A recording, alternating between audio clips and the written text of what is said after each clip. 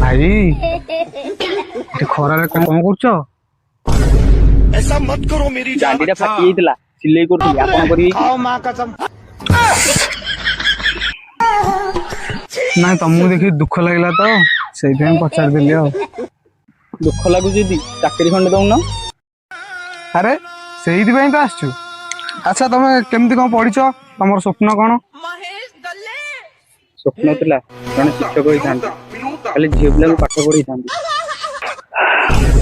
ସବୁ ହେଇପାରିବ, ଖାଲି ଝିଅ ପିଲା ନୁହେଁ, ତମେ ଚାହିଁଲେ ଛକାକୁ ବି ପାଠ ପଢେଇ ପାରିବ। ସେ କ୍ୱାଲିଟି ତମ ପାଖରେ ଅଛି। ହଁ ଆଚ୍ଛା ତମେ କଣ କେତେ ପଢିଛ?